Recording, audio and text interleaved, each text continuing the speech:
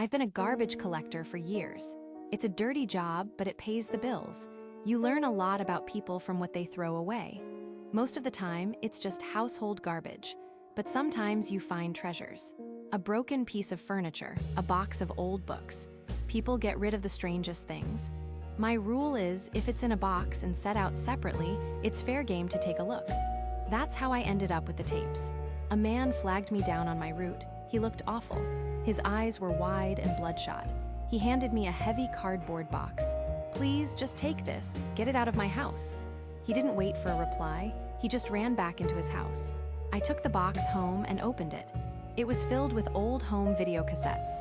None of them had labels. I popped in the first tape. It was a kid's birthday party.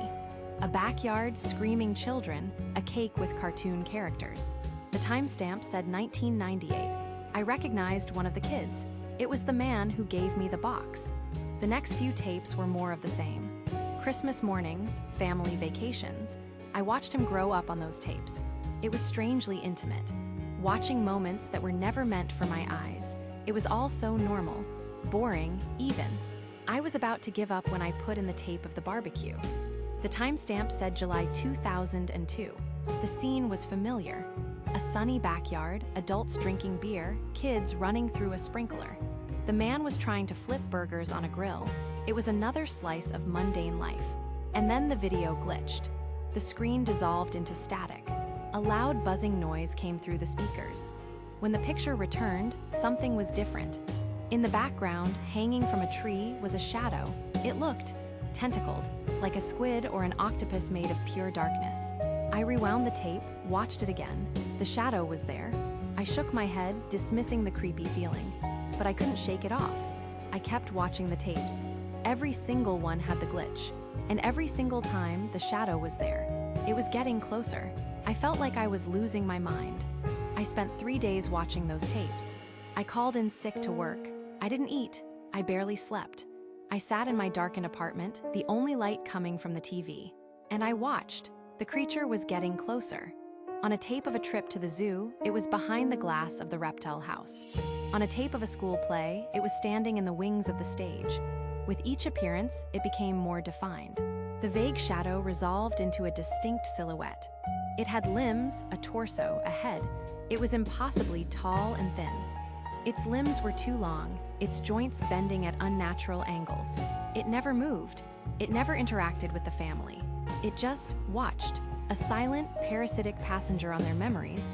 I got to the last tape in the box. It was older than the others. The quality was much worse. The timestamp read 1995. The tape began in a hospital room. A tired-looking woman in a hospital bed. A man holding a small, swaddled bundle. It was the birth of the man who gave me the box. I braced myself. I stared at the screen, waiting for the glitch, waiting to see where the creature would appear. But the tape played on. The baby cried, the mother smiled, the father cooed. The camera zoomed in on the baby's face. It played perfectly. No glitches, no static, no creature. I felt a wave of relief. I laughed, a choked, hysterical sound.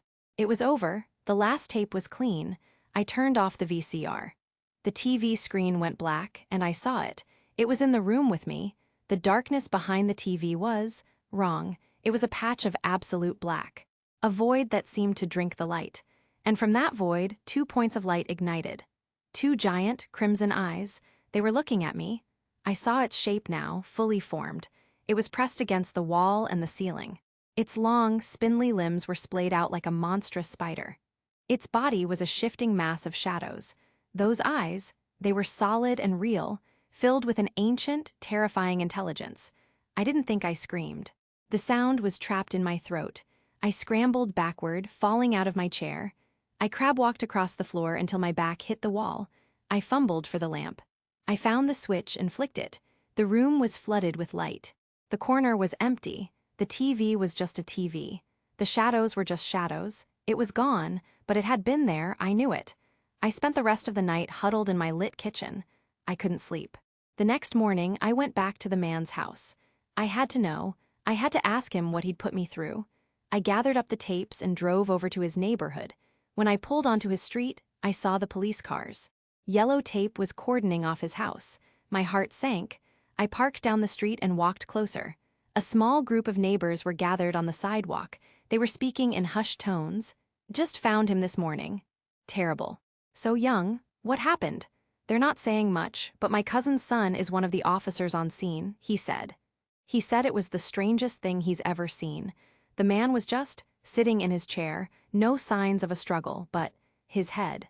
The top of his skull was gone, and his brain, it was missing. I didn't hear anything else. The words hit me like a physical blow. His brain was missing. The world tilted on its axis. I turned and stumbled back to my car. The box of tapes felt like it weighed 1,000 pounds. I got home, my mind a blank roar of static. I needed to get rid of them.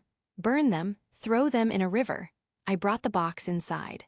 As I was about to dump the contents, my fingers brushed against a piece of paper. A small, folded note. The handwriting was shaky, erratic. I am sorry. It promised me it would leave me alone. I understood everything. He passed it to me. And now I don't know what to do. Do I live with this thing, this silent observer? Or do I find another person, another stranger, and hand them a box of old tapes? Do I save myself by damning someone else? But it hadn't saved him. The creature had lied. It had moved on to me, and then it had gone back to collect its final payment from him. His brain, maybe that's what it eats. Mine's, I don't know. All I know is that I'm so tired. But I'm terrified to go to sleep.